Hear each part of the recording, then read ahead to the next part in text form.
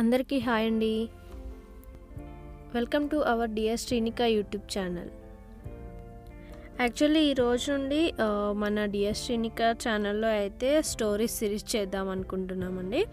So మన శ్రీనికకి అయితే stories అంటే చాలా ఇష్టం అండి. రోజు నైట్ తను పడుకునేటప్పుడు స్టోరీస్ ఏదో ఒక స్టోరీ చెప్పమని అయితే అడుగుతుంది.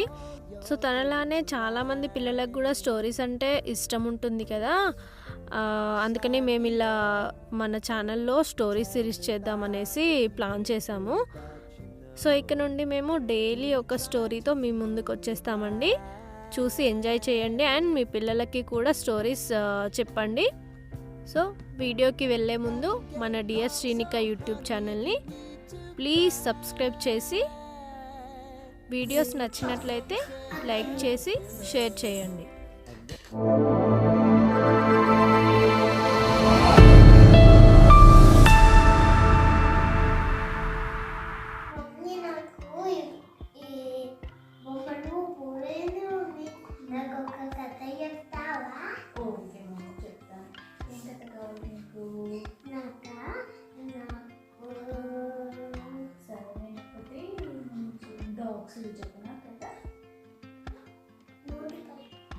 మోటు పళ్ళు కదా డాగ్ కథ చెప్తా. మోటు పళ్ళు రోజు టీవీలో చూస్తున్నావు కదా, అవునా కదా?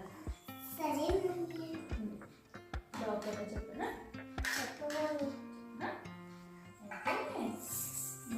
అనగా ఒక ఊరు ఉంటాయంట. ఆ ఊరిలో ఒక డాగ్ ఉంటాయంట. ఆ డాగ్కి 6 పప్పీస్ ఉంటాయంట. 6 క్యూట్ పప్పీస్ ఉంటాయి. క్యూట్గా ఉంటాయంట పప్పీస్.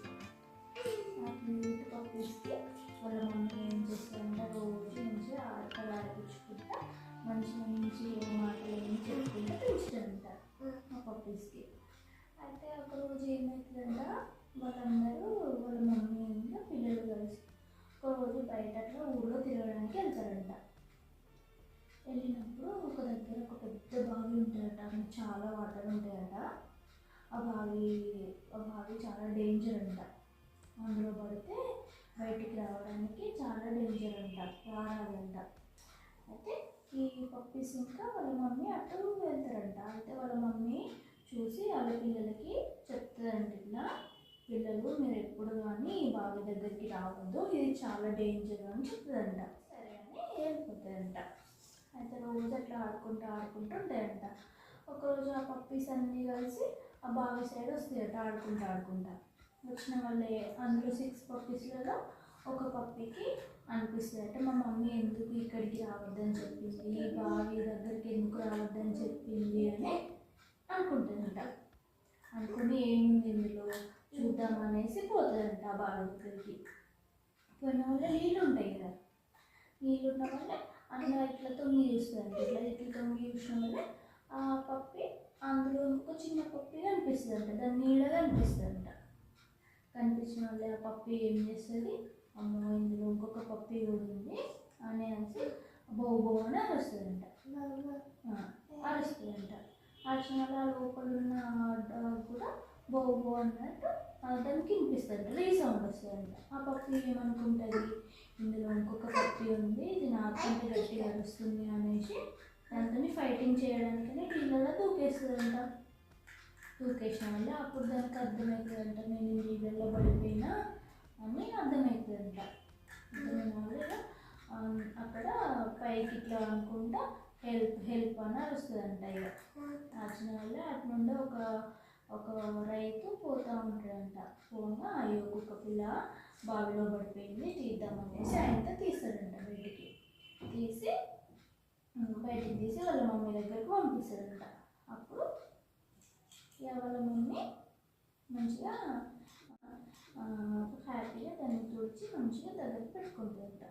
అందుకే అప్పుడు ఏమవుతుంది, ఈ కథలో ఏమున్నది నీతి ఏంటి చెప్పు, ఎప్పుడైనా కూడా పెద్దవాళ్ళు చెప్పిన మాటని వినాలి.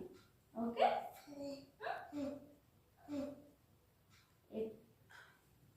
దీనికి కూడా అర్థం చెప్పొద్దు, మంచిగా వినాలి. పెద్దవాళ్ళు ఏదన్నా చెప్తే అది ఎందుకు చెప్తున్నారు అని అర్థం చేసుకోవాలి. సరేనా? బాగుందా? ఓకే, ఇంకేం చెప్పాలి? మళ్ళీ నెక్స్ట్ రేపు చెప్తాం ఇంకొకటి. Okay, thank you for watching the video.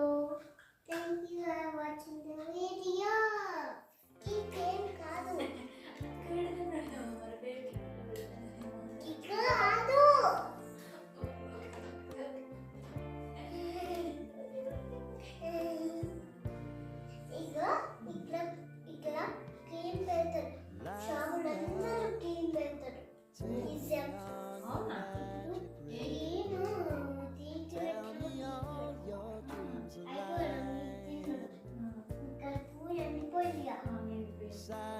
మళ్ళీ చెయ్యాలి. Okay. Who are trying to feel